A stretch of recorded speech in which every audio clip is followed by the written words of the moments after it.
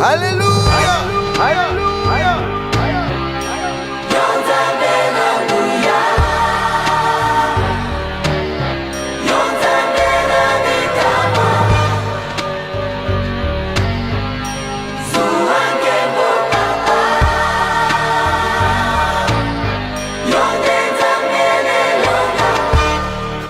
Lelo ntango ebelemi ilembo nyonso emonani kala te suka ya mokili nde nyonso awa na se suki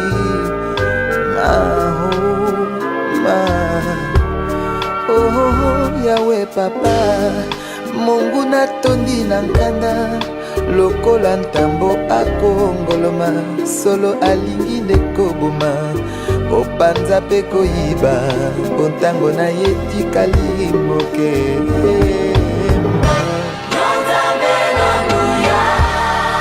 ozalisi ya likolo na se mokili. Je voudrais que nous acclamions pour le Seigneur. Minapenda tushangilie Bwana.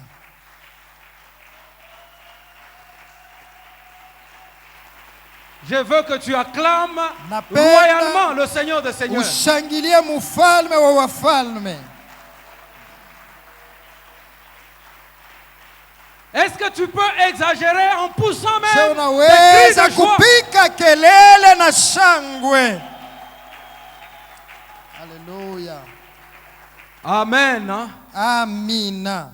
Bien-aimés, toutes choses que nous faisons dans la maison de Dieu Wapendwa, vitu vyote tunafanyaka munyumba ya Mungu a toujours iko paka une conséquence positive. na kinyume kizuri. Ce que nous venons de faire Hivi tunatoka kufanya a été ilikuwa une bombe bombe qui a démoli ile ilibomola les murs de Jéricho.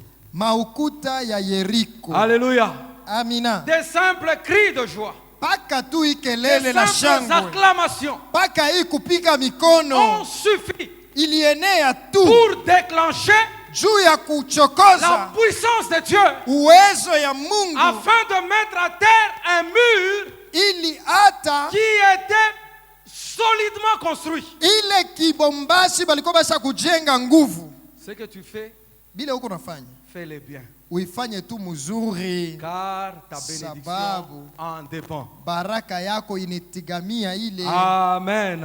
Amina. Alléluia. Amina. Avant de commencer quoi que ce soit, Mbele ya kwanza je yoyote bénis encore une fois le Seigneur na bariki mara tena Bwana qui m'a compté encore parmi les vivants aujourd'hui. alinihesabia katikati ya wazima Et siku qui ya t'a leo. compté aussi parmi les vivants aujourd'hui. Alikuhesabia pia katikati ya Je wazima wa bénis leo. encore notre berger, Na bariki tena mchungaji wetu Papa Pascal Nawej, Papa Pascal Nawej, qui a réitéré encore sa confiance en nous ule alirudisha tena pour tumaini que yake nous puissions kwetu parler de la part du Seigneur. ili tuseme kwa upande wa Je vous Bwana. bénis aussi Na wabariki pia d'être venus ce soir sababu mulikuya magharibi ya pour leo écouter la parole du Seigneur. juu ya kusikia neno ya Que la Bwana. grâce et la paix et la communion du Saint-Esprit soient le partage de chacun de nous ce soir. Au nom de Jésus. Amen. Amina.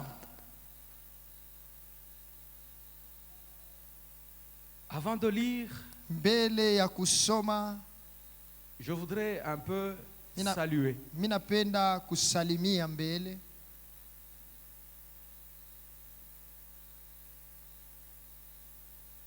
la correction de papa d'hier soir.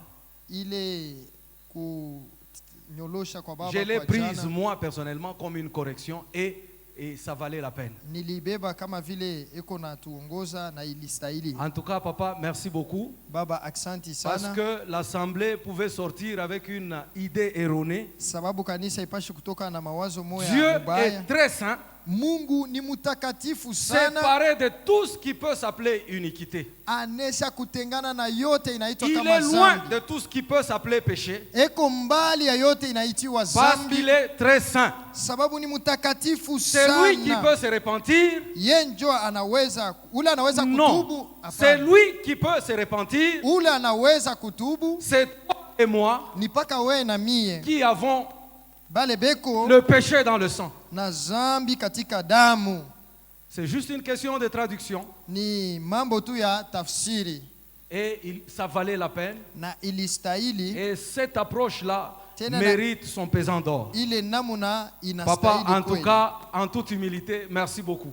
Aksanti sana muzazi. Je ne voulais pas dire que c'est ce que je voulais insinuer que Dieu était pécheur. Non. Dieu Sikufia est kusema très Mungu ni saint. mtenda zambi, Mungu ni Non, Dieu mtakatifu. est très saint, il ne peut pas commettre du péché Mungu ni mtakatifu, hawezi et il kufanya ne peut même zambi pas se repentir. wala hawezi kutubu. Amen. Amina. En tout cas, cette fixation-là Ile kunyolosha kule était très correcte et elle était à sa place. ilikuya sawa kabisa. Que le Seigneur bénisse notre papa. Bwana abariki baba Et yetu. comprenez aussi qu'il n'est pas aisé pour un fils de parler devant son père. Mwelewe ya kama iko Surtout vyepesi mtoto kusema mbele De ya baba parler de yake ce que le père a appris à son fils. zaidi ya kusema bile baba alifundisha mtoto yake. Alléluia. Amina. Alléluia. Amina. Que le Seigneur nous bénisse. Amen, amen. Et que le Seigneur bénisse son serviteur, l'ange de cette église. Amina. Alors, nous allons parler ce soir. Magharibi ya leo tutasema, Hier, nous avions parlé de la prière. jana tulisemea maombi, Nous avions parlé aussi tulisemea pia d'être rempli de la connaissance de la volonté de Dieu. kujazwa na ufahamu wa mapenzi ya Mungu. Et nous nous sommes beaucoup plus attelés sur la prière. Na tulikawia sana pa maombi. Le deuxième point, Nukta ya pili, nous avons parlé beaucoup plus de la volonté de Dieu. tulisema sana mapenzi ya Mungu.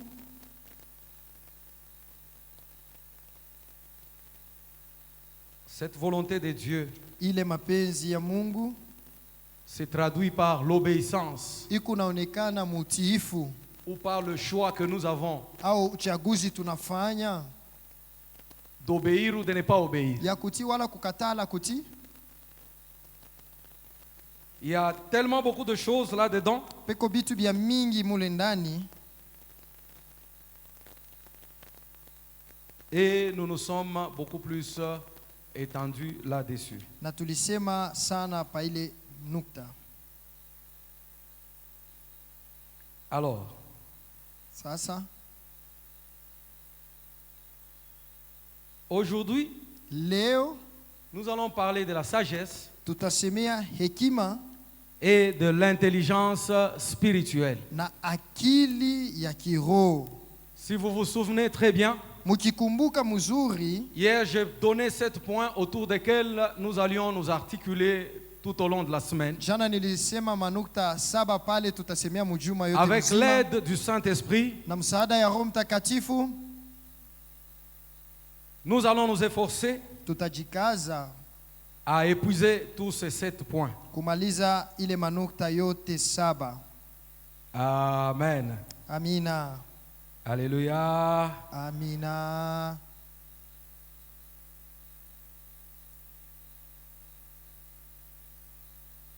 Nous allons lire. Tutasoma.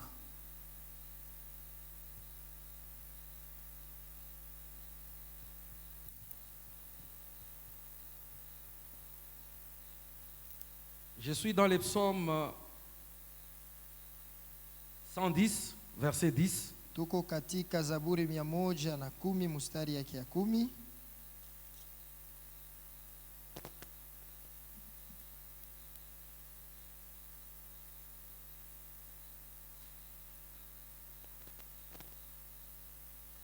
Celui qui a trouvé, il peut nous faire la lecture. Psaume 110, verset 10. Pardon?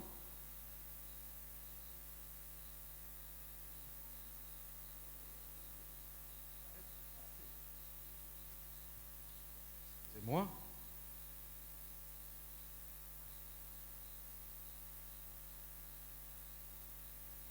« 111, 10, je crois que c'est C'est 111. les versions 111. 111. Tout à fait.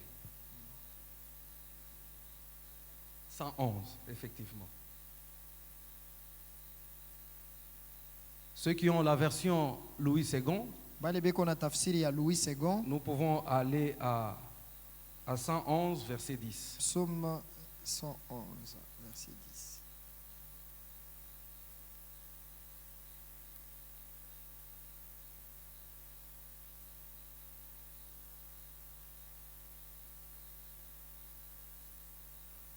Alors, je lis dans Louis II.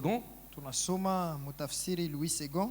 La crainte de l'Éternel Woga wa Bwana est le commencement de la sagesse. ni mwanzo wa akili. Tous ceux qui l'observent Na wote wanaofanya hivi ont une raison saine. wana akili njema. Sa gloire subsiste à jamais. Amen. Amina. Alléluia. Amina. Alors, ce soir, Magharibi ya leo nous allons beaucoup plus nous articuler autour de la sagesse. tutasemea sana kuhusu hekima. La sagesse, c'est quoi? Hekima ni nini?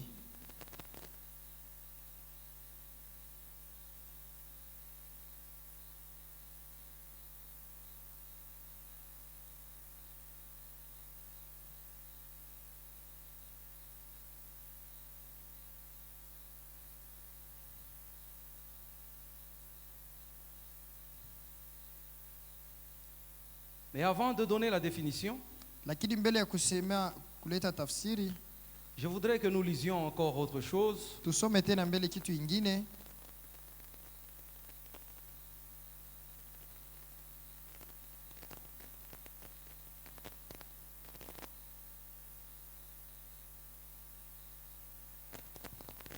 Proverbe, Mezali chapitre 8, sura yake ya 8 verset mstari 18 ya 18 à 22. mpaka 22. Nous sautons, nous lisons Tunaruga, tunasoma.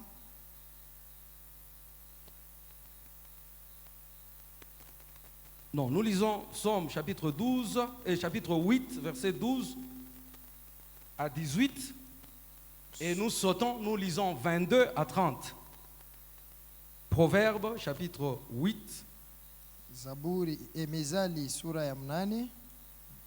ça sera une longue lecture, Itakuwa ni usomi mrefu. mais je voudrais que nous la fassions ainsi Mimi napenda tu bifanike paka hivi parce que j'ai appris de mes pères sababu nilifunda tokea baba yangu que la lecture de la parole de Dieu ya kama usomi wa neno ya Mungu vaut plus que les commentaires du prédicateur. iko zaidi ya ile mhubiri atasema. Donc nous pouvons seulement lire Tunaweza tu paka kusoma les références bibliques ma usomi ya Biblia, et puis nous fermons la Bible kisha tunafunga et Biblia, nous nous retirons de la chair. tunatoka kumimbali, Parce que c'est ça la parole de Dieu. sababu njoo ile neno ya Tout Mungu. ce que nous ajoutons, Bile vyote tuko naongeza c'est pour faire comprendre la parole de Dieu que nous avions lue. ni juu ya kufanya batu belewe neno ile tulisoma. Donc, Kumbe la lecture de la parole de Dieu kusoma kwa neno ya Mungu vaut plus que les commentaires du prédicateur. iko yulu ya bile mubiri ataongeza. Voilà. Que le Seigneur nous bénisse. Amina.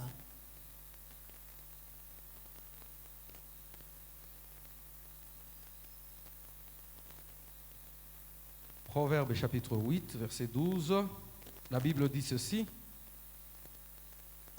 Moi, la sagesse, j'ai pour demeure le discernement et je possède la science de la réflexion. La crainte de l'Éternel, c'est la haine du mal. L'arrogance et l'orgueil, la voix du mal et la bouche perverse, voilà ce que j'ai hais.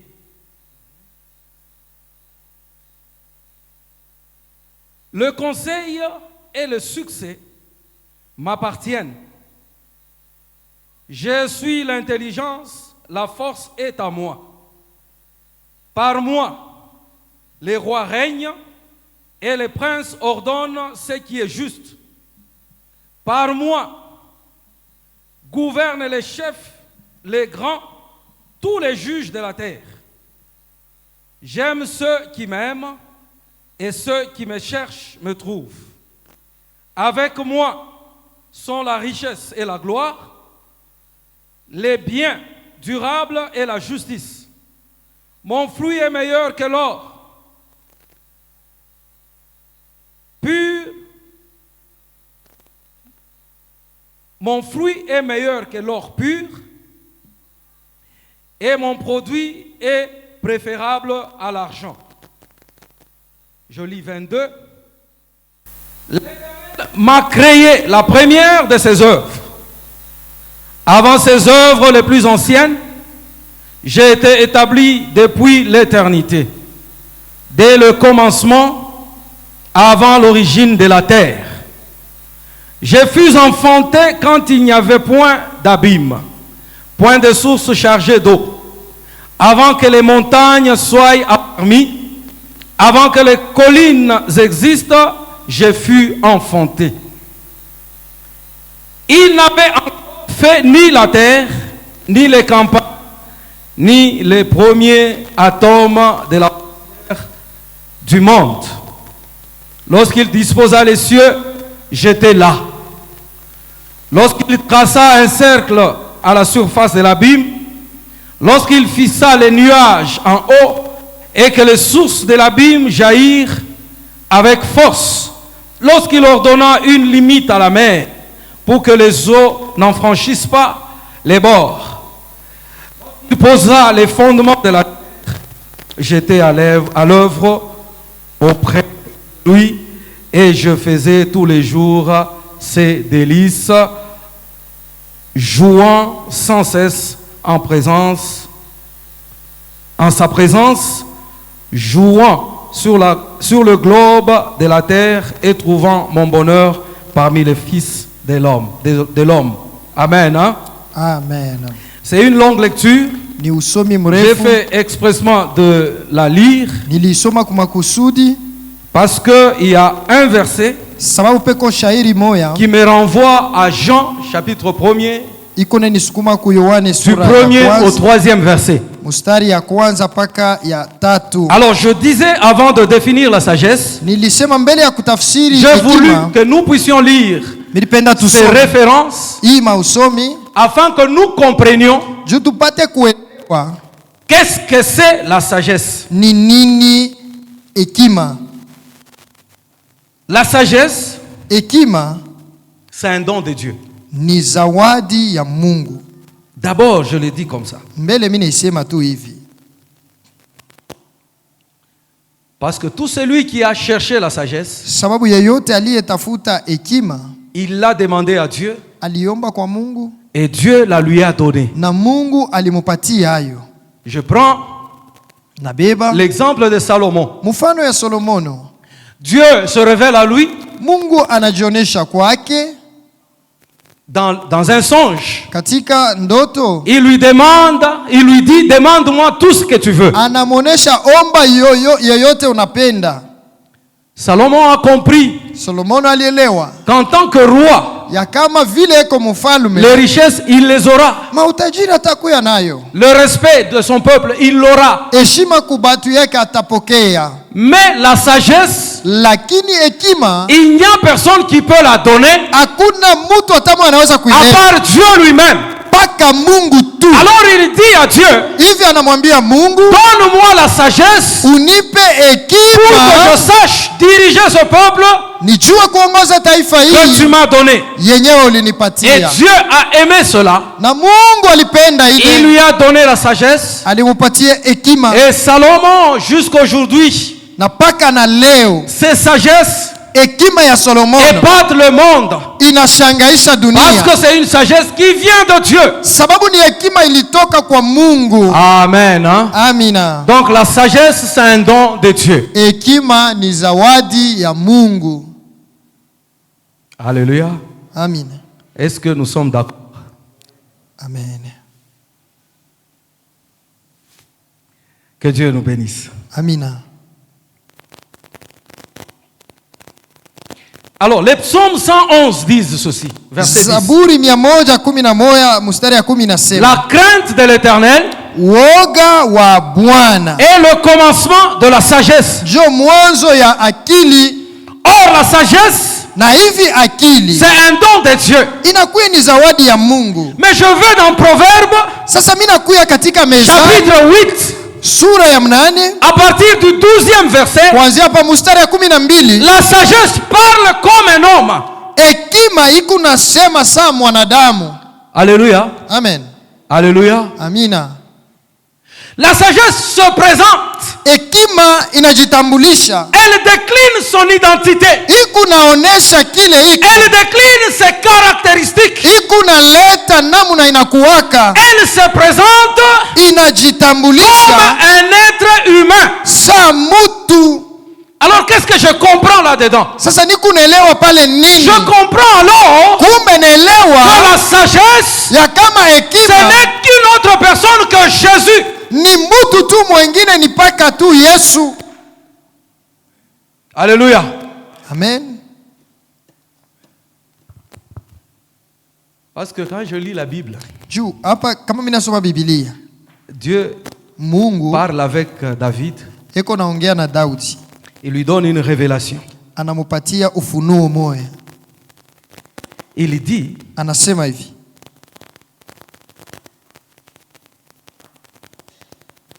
que le sceptre royal asema gongo ya kifalme ne quittera jamais haitatokaka la kamwe tribu de Juda. kizazi ya Yuda. Or, David, Hivi Daudi il est de la tribu de Juda. alitokea mukizazi ya Et Yuda, les prophéties anciennes na mautabiri ya ont zamani annoncé l'arrivée iliyatangazia ou kuya l'avènement au ujio d'un roi wa mfalme, dont le règne n'aura pas de fin. nayo utawala wake hautakuwa na mwisho. Alléluia. Amina. Alléluia. Amina. Son règne sera un règne de paix, de justice et d'équité. Utawala wake utakuwa wa salama na wa uhaki na wa salama. Qui d'autre, Nani mwingine à part Jésus, nje ya Yesu qui peut avoir un règne sans fin? anaweza kuwa na utawala wasipo na mwisho? Dieu dit, Mungu anasema tes jours n'auront pas de fin. masiku yako haitakuwa na Et ça, mwisho. il dit à Jésus. Hivi yako namwambia ni Yesu. Alléluia. Amen. Alléluia. Amina. Mais non, ça vient à quoi ça compliqué, hein? Non, lorsque nous lisons Wakati les tunasoma proverbes Mezali 8 que nous venons de lire, munane hii tulisoma, nous allons dans Jean chapitre 1er verset tuende mu Yohane 1 sura ya à kwanza 3. mstari ya kwanza na ya mpaka ya 3.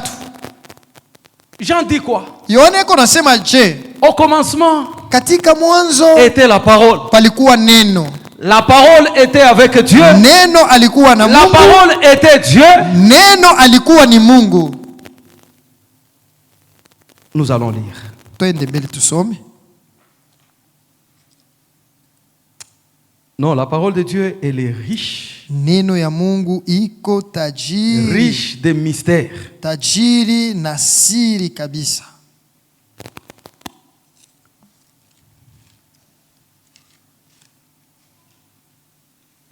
Jean chapitre 1er, verset 1 à 3. Yohane sura ya kwanza mstari ya kwanza mpaka ya 3. Voilà.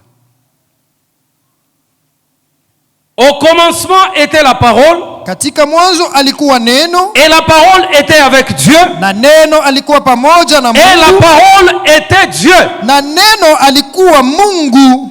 Elle était au commencement avec Dieu. Huyu kwa mwanzo alikuwa pamoja na Mungu.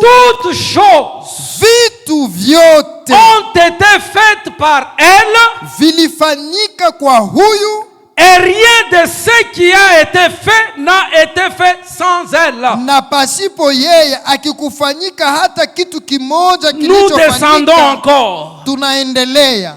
En elle était la vie, Katika yeye uzima ulikuwa, et la vie était la lumière des hommes. na uzima ulikuwa nuru ya La watu, lumière luit dans les ténèbres, na nuru iling'aa katika giza, et les ténèbres ne l'ont point reçu. na giza halikuishinda. Alléluia. Amina. Alléluia. Amina. toutes choses ont été faites par elle. Kila kitu kilifanyika La kwake. sagesse dit, Hekima yo inasema je suis depuis le commencement. ni kwako tangu mwanzo. Alléluia. Amina. Lorsque vous lisez un peu en amont Wakati unasoma mbele kule nyuma des Proverbes 8, ya Mezali mnane, vous allez comprendre utaelewa que ya kama il s'agit de la sagesse. inakuwa ni mambo ya hekima. C'est la sagesse elle-même qui décline ses identités. Ni hekima yo yenyewe njo kuna jitambulisha hivi. La sagesse elle-même parle d'elle-même. Hekima yo yenyewe inasema juu ya yo yenyewe. Elle se présente. Inajitambulisha.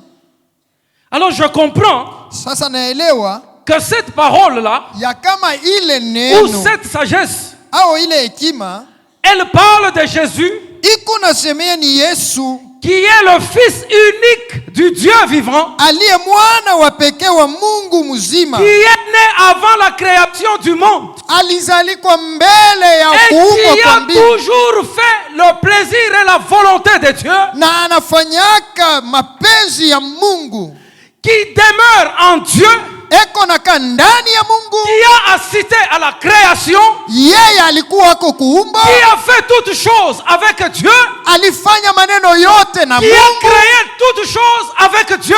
aliumba maneno yote na Or, Mungu, tous ces êtres qui sont dans les cieux, na hivi viumbe vyote vilivyo Dieu katika les a mbingu créés. Mungu aliviumba. Mais la première des choses que Dieu ait créées, Lakini kitu kia kwanza kia Mungu aliumbaka c'est la sagesse. ni hekima. Alléluia.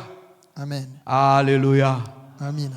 Donc, celui qui a Christ, Kumbe ule eko na Kristo il a ipso facto la sagesse. njo ule eko na hekima, Et c'est cette sagesse-là na ni ile hekima qui établit la différence inaleta achanyisho entre celui qui n'a pas encore cru kati ya ule asiamini et celui qui a cru. na ule anesha kuamini. Alléluia. Amina. Regardez comment la sagesse elle est bonne. Mwangalieni vile hekima iko mzuri Lorsqu'elle entre dans la vie d'une personne, kama inaingia mu maisha ya mutu.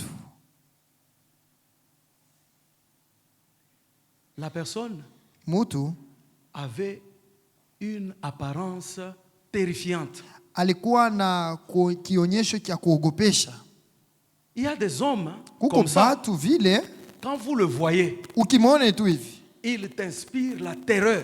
iko na ogopesha tu, Il a des dreads dans la tête.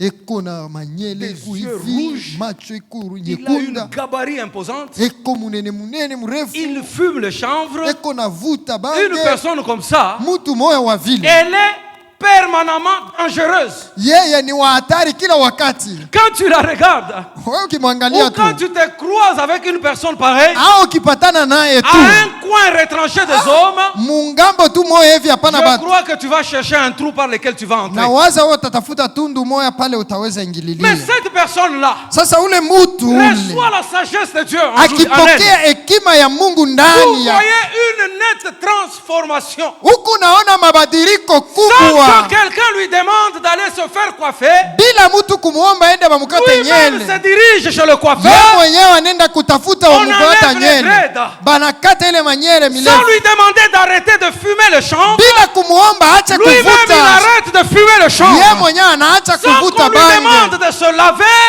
bila bamuombe, acha lui-même se kunawa. lave. Yeye mwenyewe anaenda kunawa. La personne qui était terrifiante hier, Mtu ule alianza kuogopesha jana, elle devient comme un agneau. anakuwa sa mwana kondoo. Alléluia. Amina, Alléluia. amina.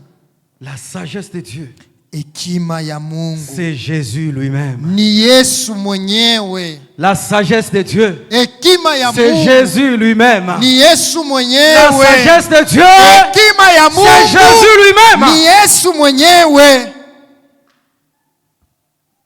Elle est différente de la sagesse humaine. Iko ya kuachana na hekima ya batu. Alléluia. Amen. Alléluia. Amen.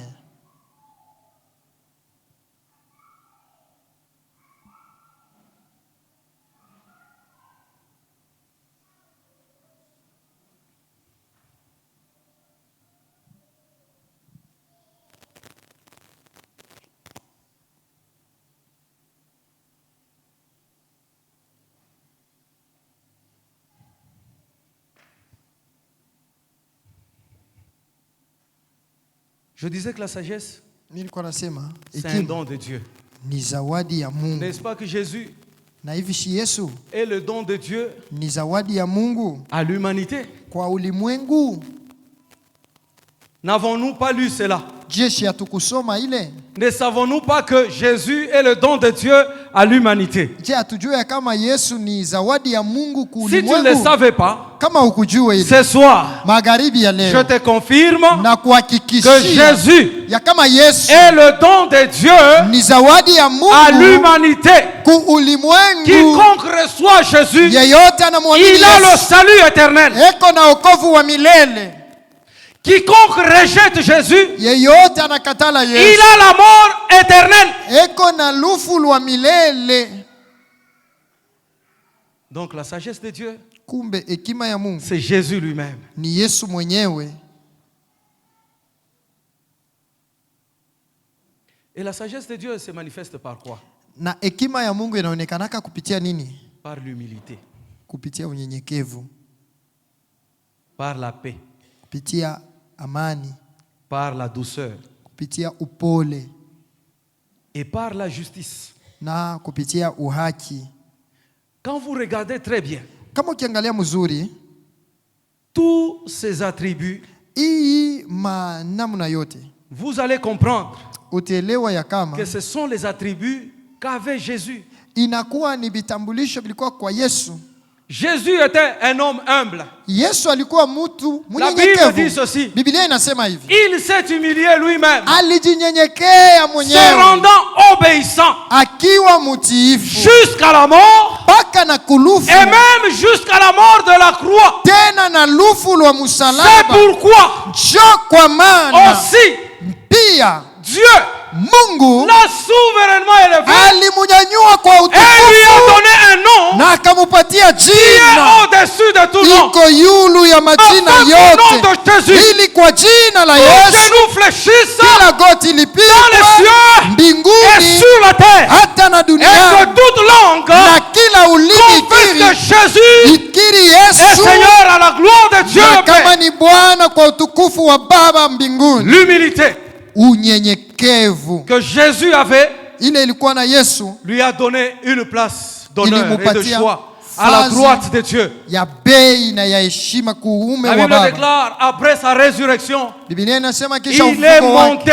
physiquement au ciel alipanda na mwili et mbinguni, assis à la droite de Dieu. na mwenye kukaa kuume La kwa droite Mungu. de Dieu symbolise la puissance de Dieu. Kuume kwa Mungu kunamaanisha ukubwa wa Mungu, Elle signifie l'autorité de Dieu. inaonesha mamlaka ya Mungu. Donc Jésus, Sasa Yesu à cause de son humilité, juu ya unyenyekevu wake Dieu l'a souverainement élevé. Mungu alimunyanyua kwa Il utukufu. dit, Anaishi assieds-toi à ma droite asema, ikaa kuume kwangu jusqu'à ce que je fasse de tes ennemis mpaka nitafanya adui ton yako marchepied. kuwa kikanyangio ya À miguu yako. cause de quoi?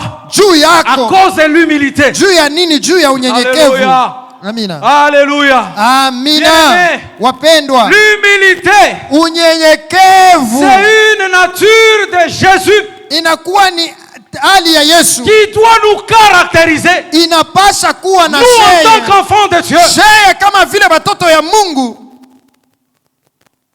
Attention, Kebange il ne faut pas confondre l'humilité kuwa na tofauti katika unyenyekevu et l'hypocrisie. na unafiki. Il y a des frères dans l'église, Kuko bandugu mukanisa, des frères, des sœurs, des papas, des mamans. abadada, bababa au bamama, Vous les trouvez ukuna mukuta vraiment avec des attitudes très, très, extrêmement humbles. matabia makionyesho kimwasa yako munyenyekevu kabisa. Lorsque vous regardez très bien, Sasa kama unaangalia tu mzuri cette attitude-là ile tabia n'est ile pas une humilité selon l'Esprit de Dieu. haina tu unyenyekevu kufuatana na roho Parce ya que Mungu. l'humilité selon l'Esprit de Dieu, Juu unyenyekevu c'est kufuatana na roho Dieu ya Mungu lui-même qui la donne. ni Mungu mwenyewe Lorsque tu as anaileta. reçu le Seigneur, Wakati unamwamini Yesu, il t'imprime l'humilité dans ta vie. anakuweka unyenyekevu ndani ya Même maisha si tu yako. étais quelqu'un très bouillant, Hata kama ulikuwa wa changamoto, tu seras toujours bouillant, utakuwa mpaka wa mais changamoto, avec l'humilité en toi. lakini na unyenyekevu ndani yako. Mais vous verrez, Sasa utaona des frères Banduku. vraiment aux allures des prêtres. benaonekana sasa ni mapadiri. Mais cette attitude ou cette allure-là, Lakini ile namna ile elle est motivée, excusez-moi, iko na sukuma muniremu par sa condition sociale. juu ya namna iko naishi. Parce qu'il n'a pas de moyens. Juu ashiyapata tu namna. Vous le verrez vraiment une personne tout autre. Munamona ni mtu mwingine. Mais donnez-lui seulement un peu. Umupatie ko tu kaloko. Vous allez connaître sa vraie version. Njoo utaiwa sasa kile eko. Qui était enfoui en lui. Kile kilikuwa kisa kufichama ndani yake. Alléluia. Amina. Alléluia. Amina. Ce n'est pas ça l'humilité selon Dieu. Haina njoo ile unyenyekevu kufuatana na Mungu. L'humilité selon Dieu, Unyenyekevu kufuatana na Mungu. c'est vivre une vie de connexion permanente avec Dieu dans l'obéissance. Ni kuishi maisha ya kupatana na Mungu zaidi katika utiifu. Ce n'est pas la froideur. Haina kuya baridi baridi. Ce n'est pas les attitudes religieuses. Haina tabia ya kidini. C'est une connexion permanente. Inakuya ni upatanisho wa kila wakati. Dans l'obéissance vis-à-vis de Dieu. Mutiifu kumbele ya Mungu. Et cela ne vient Na ile inatokaka que lorsque tu as eu une véritable conversion. ni paka kama unaesha kubadilika. Alléluia. Amina. Aujourd'hui, les églises souffrent beaucoup. Leo makanisa kuna teswa. Parce qu'il y a un problème criant de conversion. Juu peko mambo munene ni kugeuka kuamini. Alléluia. Amina. Alléluia. Amina. Quelqu'un me disait, pas plus tard qu'il y a 3 ou 4 jours, Mumashiku tu mutatu mtu mwaranza kuniambia hivi. il me dit, Niambia hivi asema. c'est un aîné dans la profession, il me dit, Ye ni mkubwa wangu mu ça kazi fait yetu. très longtemps que je ne t'ai pas vu. Asa mashiku mingi mishikonake te. Mais quand je te vois, Lakini mimi nikikuona je comprends que l'enlèvement n'est pas encore intervenu. nikunelewa asema kumbe abayanyanyua batu. Alléluia. Amen. Alléluia. Et il renchérit en disant, Anakaza anasema hivi. beaucoup de chrétiens, soi-disant chrétiens, Bakristu bale beko najita lors de l'enlèvement, ils vont rester. siku ya kunyanyuliwa batabakia. Je lui dis, ah bon, pourquoi vieux? Nasema vile unasema vile je? Il me dit, non, les églises aujourd'hui Asema makanisa tu hapa sont remplies iko yenye kujaza des gens qui se disent chrétiens, na batu beko najiita mais qui bakristu n'ont pas la vie de Christ en eux. lakini abana na maisha ya Kristu ndani yabo. Comprennent seulement l'argent. Tutoshe tu fedha, On donne à un intercesseur. patia muombaji, Intercesseur. paka muombaji Qui tu priait, qui dormait à l'église. ule alianza kukesha mukanisa umu. On lui donne un travail qui le rémunère très bien. Banamupa kazi beko na mulipa mzuri. Bien-aimé, Wapendwa, c'est l'occasion pour lui njoo inakuya wakati d'entrer yake dans des endroits qu'il ne pouvait pas entrer. ataingia mu mafashi muna shikwanzake kuingia. C'est l'occasion pour lui Njoo wakati yake sasa de faire les choses qu'il ne pouvait pas faire quand il n'avait pas les moyens. ya kufanya vitu bila shikuwezake kufanya Alors, tu alikuwa na dites-moi, fedha. Sasa En muniambie, quoi est-ce que cette personne-là est chrétienne? ule mtu ni Mkristu? Je, L'humilité de Dieu unyenyekevu dans wa une Mungu personne mumutu imprime un caractère différent de ce qu'il a été avant la conversion. inawekaka kionyesho ya tabia moja ya kuachana na ile mbele ya kuamini. Alléluia. Amina. Alléluia. Amina. Je connais un coépoux. Mimi najua ndugu mmoja ushakuwa fazi Je ne veux moja. pas citer la famille Sitataya parce que jamaa. c'est une famille connue ici à Lumbashi. Juu najua ni jamaa moja watu banaijua. Cet homme-là, Ule mtu ule il a pris la grande sœur à mon épouse. alibeba dada yake ya bibi yangu. C'était un homme de prière comme je n'en ai jamais vu. Alikuwa mtu wa maombi, mishi yaonaka mtu vile. Il a terminé à l'ISP ici Alimaliza paka ku ISP en anglais. mu anglais. Un jour, il croise un serviteur de Dieu Siku moja anakutana na mtumishi mwa wa Mungu. qui lui dit, Anamwambia hivi, je vois Dieu t'élever toi. mimi naona Mungu kukunyanyua wewe. Mais cette élévation-là Lakini ile baraka ile va te perdre. itakupotesha. Pendant qu'il lui dit ça, Wakati iko namwambia vile, il était journalier à la RVA. alianza kutumika tu kia kila siku kule ku RVA. Il lui dit, Anamwambia, papa, baba, Même dans le songe le plus réaliste. Atatu mundoto yaje paka mimi. Abandonner Dieu. Nimwache Mungu mimi. Non, impossible. Ataje Il dit habiwezekani. non, mais c'est ce que le Seigneur me montre. Asema mimi njoo hivi beko nanionyesha. Quelque temps après, Muda ça n'a kidogo. pas fait un mois. Abikufanya mwezi. Il y a eu un désordre à la RVA là-bas. Kuna kwa fujo mwa kule kuma RV yako. Le commandant de l'aéroport, Ule mkubwa wa kwa aeroport. il fait arrêter le caissier. Bana anafungisha ule wa Caissier provincial de la RVA. Ule caissier provincial wa RVA. Alors, il dit, Asa anasema, j'ai observé tous les travailleurs qui sont ici. mimi angalia tu batumishi bote bafanyakazi bote hapa. Je vois ces pasteurs-là parce qu'on l'appelait déjà pasteur. Mimi naona ule banaanza kumuita mchungaji. Quoi qu'il n'avait pas d'église. Hata kama sikuwa na kanisa. Il décide de prendre ce monsieur qui a terminé en anglais Anabeba mpango wa kubeba ule ndugu alishaanga. et de lui donner la caisse de la RVA. Anamupa kulinda fedha ya RVA. Alléluia. Amina. Vous voyez comment Dieu est derrière sa parole pour Unaona l'accomplir. vile Mungu wako kumkongo ya nini yake kuitimiza. Le commandant fait de lui caissier provincial. Komanda anafanya anakuya mkubwa wa kulinda fedha. Au bout d'un mois, Mwezi tu moja il a payé 2 véhicules. anauza magari. Le mois prochain, Ile mwezi des kuna kule. terrains, je ne sais pas quoi. Materrain huku na kule Et mapango. nous avons vu de nos propres yeux Tuliona na macho yetu comment Dieu a élevé cet homme-là. vile Mungu alimunyanyua ule mtu. Quelque temps après, Kisha muda il fulani n'avait plus le temps pour l'église. ashiko tena na muda juu ya maombi. Quand Juu le ya pasteur kanisa. l'appelle, Mchungaji akimwita, papa, je n'ai pas le temps, je vous envoie la dîme. papa mimi sina wakati Moi ici, nitakutumia je chekuni. portais la dîme auprès de ces pasteurs. Mimi nilianza kwenda kupeleka paka mimi Et le kupeleka pasteur me chekuni. disait, Mchungaji anaanza kuniambia, Cet monsieur ici, huyu mtu huyu il est déjà sur la voie de la perdition. eko munjia ya kupotea. Et ce qui s'en est suivi, Na bile vilifuata. je ne sais même pas le dire ici. Sijua hata namna ya kubisema. L'homme est devenu Mtu ule alikuya inexorable. binakuwa tu nguvu. On ne peut pas le conseiller. Hautaweza kumshauria. On ne peut rien lui dire. Hautamwambia kitu. Il insulte tout le monde. Eko natukana Il batu. engrosse à gauche, à droite. Eko napatiana mimba huku na kule.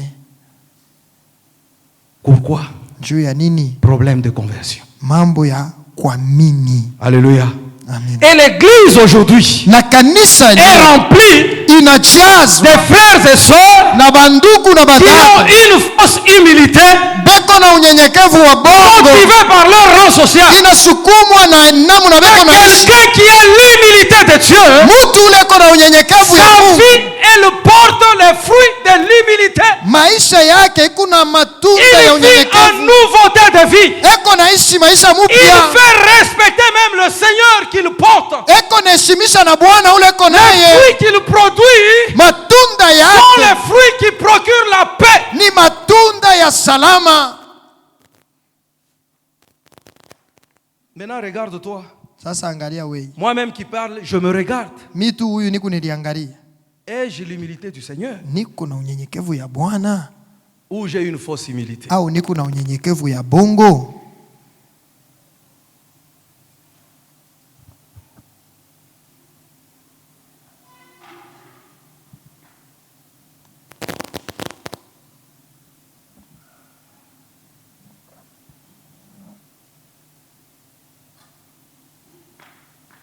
Nous voulons bien porter les fruits pour Christ. Tuko napenda kutoa matunda juu ya Kristo. Pourquoi? Juu ya nini? Parce que lui, c'est le vrai cep Juu yeye ni mzabibu wa kweli, et nous, nous sommes les sarments. sisi ni matawi. Je ne vois pas Misionake un sarment, tawi un sarment qui porte des cèpes. tawi ibebe mzabibu, Non, un cep qui porte les sarments, mzabibu yenye kuwa na matawi. dont les sarments produisent des fruits Sasa matawi itoke d'une autre izale matunda nature que le cep lui-même. ya kuachana na ile muti En tout yenyewe. cas, je n'en ai jamais vu. Mishi ya bionaka, Je n'en ai jamais vu. shi ya bionaka ta. Je suis chrétien. Niko Mkristu, Je dois porter les fruits dignes d'un chrétien. napasa kuwa na matunda ya Mkristu. Nous allons en parler. Tutasemezea havyo Ici, hapa. nous sommes dans l'aspect purement spirituel Tuko muhatua ya kiroho des choses. ya maneno. Comment tu as Jésus qui est spirituel en toi? Je, uko na Yesu wa kiroho ndani Mais tu yako? vas produire des fruits charnels. Sasa wewe kunazala matunda ya mwili. Je,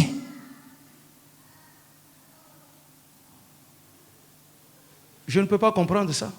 sitabielewa hivi. Même la nature elle-même, elle Hata ne peut umbo pas yenyewe comprendre ça. haina na namna ya kuelewa ile. Est-ce qu'on peut cueillir des citrons sur un oranger? Non. Utenda kupata ma citron kwa Quand bien même orange. les feuilles sont semblables, Hata mayani quand bien même inafanana. les arbres portent les épines, Hata kama miti yao iko na miiba yote. et le mbele. citronnier, et l'oranger, et le pamplemoussier, si c'est comme ça qu'on Na appelle muti ça, ya orange, ya pamplemousse, Ou mandarinier. au ya mandarine. les feuilles sont pareilles, Mayani isha kufuana. les arbres eux-mêmes sont pareils, Miti yao ya kufuana. tous ces arbres ont des épines, Ile miti yote iko na miiba mais miiba. pourtant, Lakini ils produisent iko na chaque zala arbre avec le fruit de son espèce. kila muti na aina yake ya matunda. Donc il y a un problème de conversion. Sasa peko mambo ya kuamini. Si toi, tu as déjà cru, Kama wewe ulisha kuamini, mais ce que tu produis, lakini bile huku nazala ce ne sont pas les fruits qui aina proviennent matunda du vrai inatoka cep, kumuzabibu ya qui kweli est Jésus, iliyo Yesu Kristo. la sagesse de Dieu. Hekima ya Mungu Ça veut dire que pale il y a un problème. peko mambo.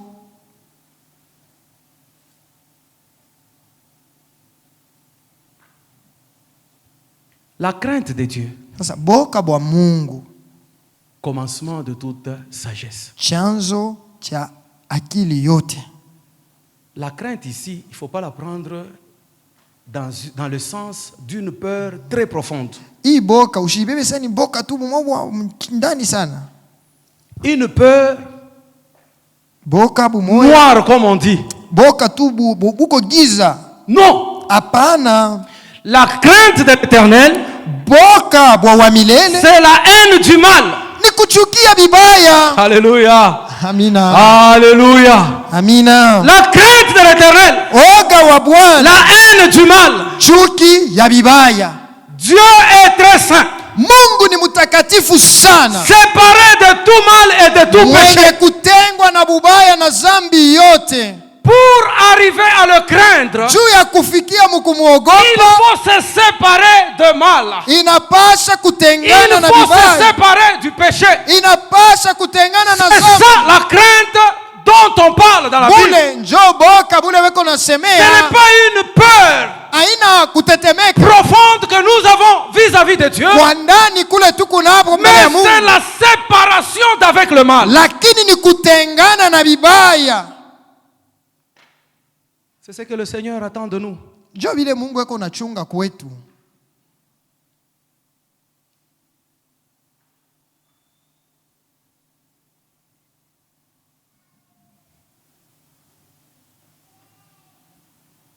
C'est compliqué.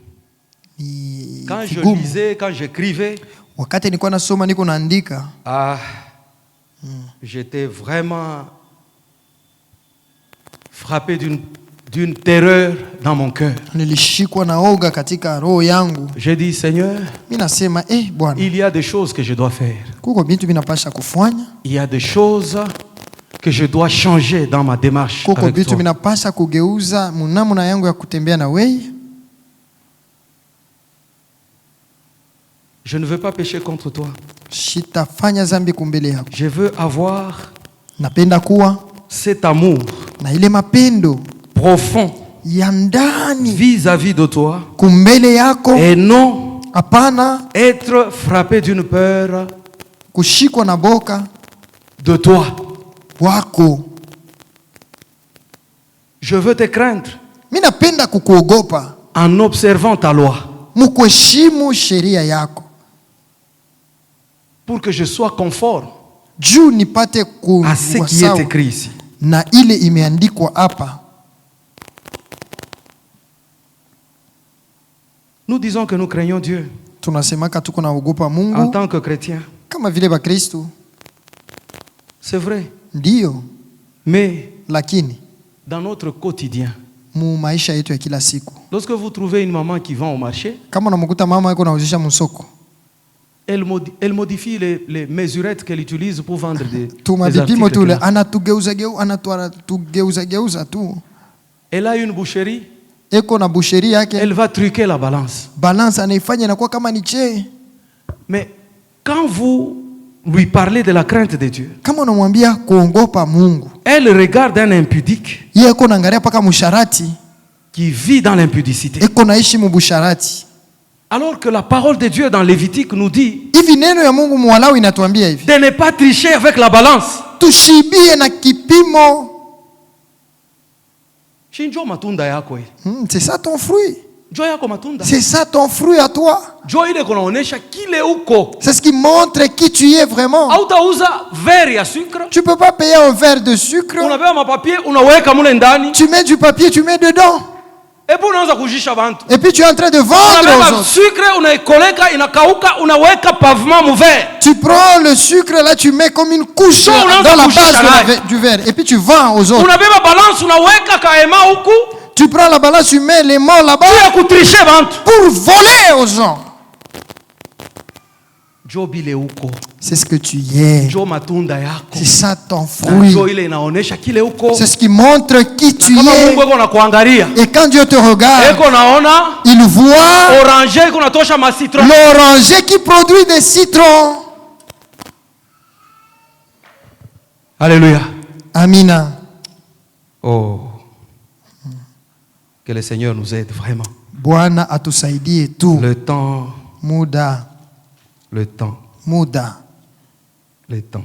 muda. Je n'ai même pas parlé de l'intelligence spirituelle. Mishisemea hata yenyewe akili ya kiroho. Je donne quand même une référence. Lakini mimi naleta usomi. Nous allons lire dans Romains chapitre 12 verset 2. Tutasoma Waroma sura ya 12 mstari ya pili. Et nous lisons dans Ésaïe 11, 2. Na tunasoma Isaya 11 mstari ya pili. Je crois que nous allons nous arrêter par là. Mimi nawaza tutasimamia tu paka pale.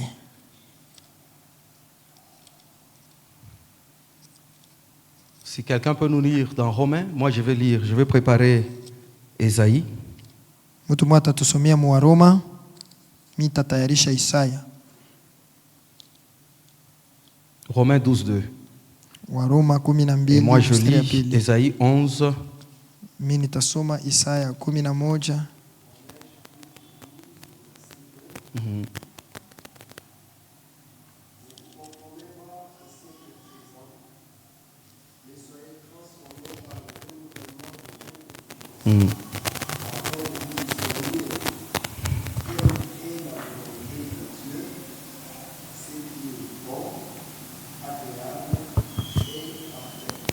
Amen. Amina. Amen. Amina. Ésaïe 2, 11, chapitre 2, chapitre 11, verset 2. L'Esprit de l'Éternel reposera sur lui, esprit de sagesse et d'intelligence, esprit de conseil et de force, esprit de connaissance et de crainte de l'Éternel. Amen. Amina. Alléluia. Amina. Alléluia. Amina. La personne qui a la sagesse de Dieu Ule mutu eko na hekima ya Mungu a ipso facto l'intelligence. paka pale eko pia na akili. L'intelligence de Dieu Akili ya Mungu est différente de l'intelligence du monde. inachana na akili ya mudunia. Romain dit, Waroma banasema hivi, ne vous conformez pas au siècle présent. musifananishwe na wakati Au contraire, sasa. Kwa kinyume Soyez transformés mubadirishwe par le renouvellement de l'intelligence. na kutiliwa upya kwa Donc akili. l'intelligence Akili est source de beaucoup de choses. ni chemchemi ya bitu bya mingi sana. Lorsque l'intelligence est transformée, renouvelée, Wakati akili imeshatiliwa upya, on vit dans l'humilité. tukunaishi munyenyekevu, On sert Dieu selon ce que Dieu veut qu'on le fasse. tunatumikia Mungu vile Mungu eko napenda tufanye. Bref, nous produisons le fruit Kwa kionyesho tutazala qui matunda prouve à suffisance ile kunaonesha tu que nous sommes de Christ. ya kama sisi ni wa Kristo. Que Dieu bénisse sa parole. Amina. Amen. Amina. Alléluia.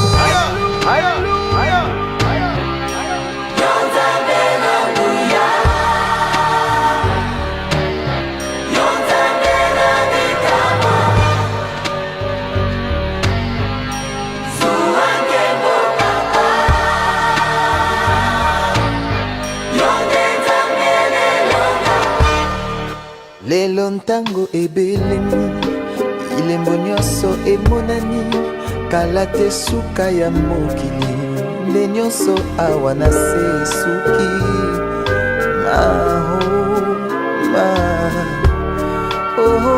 yawe papa Mungu natondi na nkanda lokola ntambo akongoloma solo alingi nde koboma opanza pe koyiba ontango na ye tikali moke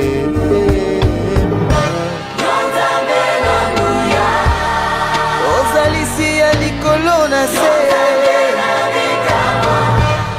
mokili